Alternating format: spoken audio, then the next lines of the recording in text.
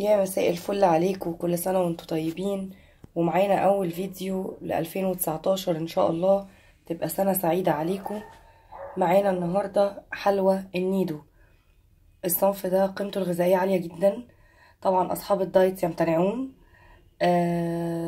حاجة طعمها خرافي، تحسوا ان انتوا بتاكلوا حاجة انتوا مش قادرين تميزوا بالظبط الطعم ايه من كتر كل الحاجة. طعم كل حاجة باينة. وحاجة غنية جدا وحاجة تحفة. وكل سنة وانتوا طيبين تاني، ويا رب تعجبكم، واتمنى يا رب ان انتوا تشوفوها وتعملوها وتوروني تطبيقاتكم ان شاء الله على البيج عندي على سولت شوجر. كل سنة وانتوا طيبين، ويلا بينا نشوف المقادير مع بعض. معاكم وصفتنا النهاردة.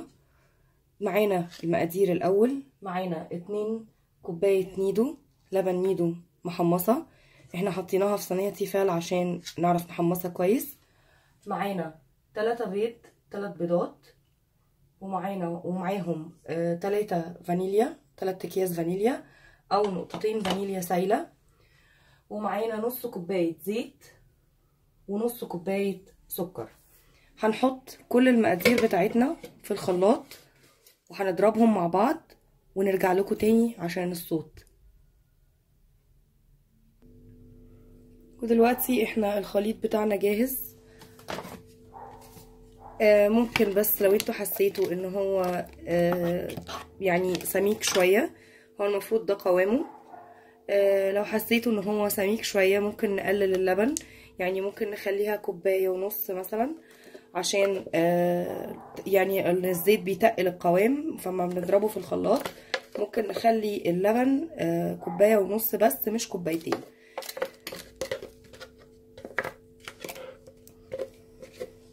انا دلوقتي بحطه في صينية، بفرد العجينة بتاعتي او المقدار بتاعي.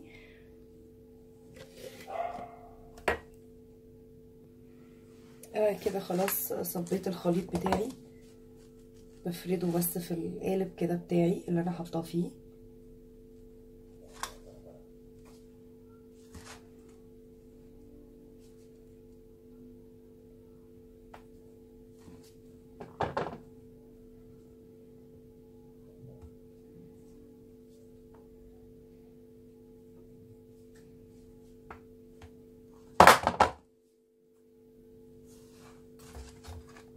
بحاول بس ان انا ابقى مسوياه عشان مش في مكان اعلى من التاني او مكان اوطى او اخف او ارق.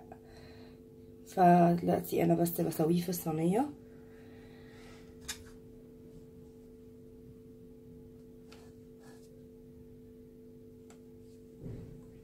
مش عايزه اقول لكم الريحه عامله ازاي، الريحه تحفه بتاعته، وان شاء الله هيبقى الطعم برضو لما تعملوه وتنفذوه هيعجبكم جدا.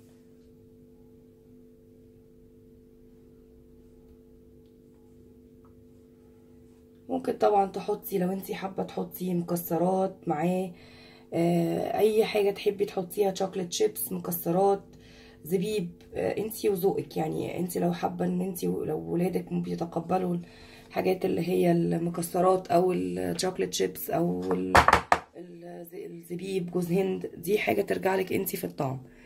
وهنحطه في الفرن دلوقتي، هندخله في الفرن وبعدين هنرجع نشوف مع بعض اللي هنحط الطبقه اللي هنحطها على وشه بعد ما تطلع من الفرن. احنا هنحطه دلوقتي على فرن، هنحطه في الفرن لمده تلت ساعه على 170 درجه، وان شاء الله نرجع لكم تاني.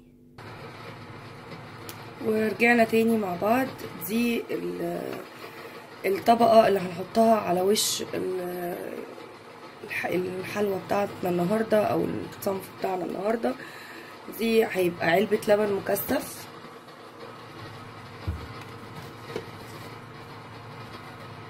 معاها علبه جبنه كيري، يعني مش كل العلبه، ممكن ناخد 4 قطع بس.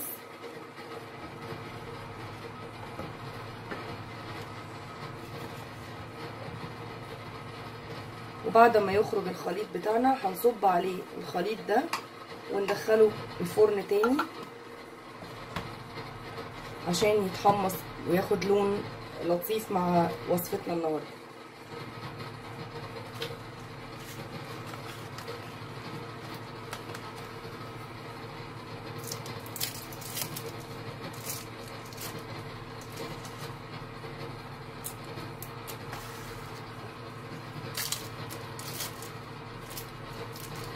دلوقتي الاربع قطع، هناخد 4 قطع كيري مع علبة اللبن المكثف ونضربهم في الخلاط كويس عشان نقدر نصبهم مع الخليط بتاعنا ونرجع لكم تاني. كده انا بشوف الخليط بتاعي، ده قوام الخليط بتاعي، علبة لبن مكثف مع علبة جبنة كيري 6 قطع، وممكن لو حابين تقللوها شوية ممكن تبقى 4 قطع. ده الخليط اللي انا هصبه اول لما الخليط الاولاني او المكونات الاولانية تعملي طبقة النيدو اللي انا عايزاها، واشوفكم تاني اول ما تطلع من الفرن.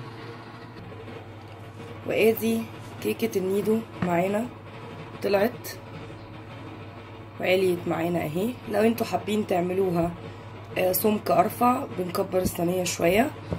احنا دلوقتي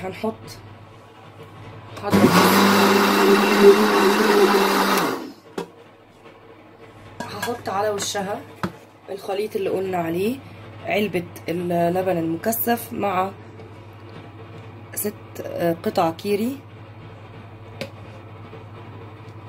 وهدخلها الفرن تاني على الشواية لغاية ما الوش بتاعي يتحمر. وبرده ممكن تحطوا لها لو حبيتوا نسكافيه، قرفة، على حسب انتوا تذوقوا ايه للكيكة بتاعتكم. انا كده حطيت خلاص التوبينج بتاعي عليه، وهدخلها تاني الفرن ونشوفها بعد ما تطلع ان شاء الله.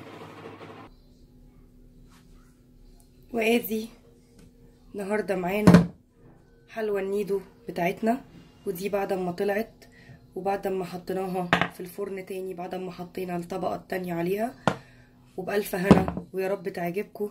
واتمنى ان انتوا اشوف تطبيقاتكم معايا على البيج، واتمنى ان اشوفكم كل يوم وكل ساعة في كل وقت بفيديو جديد. ويا ريت تعملوا شير للفيديو ونشوف عشان اكتر ناس تستفيد وتعمل حاجة حلوة في بيتها. وكل سنة وانتوا طيبين.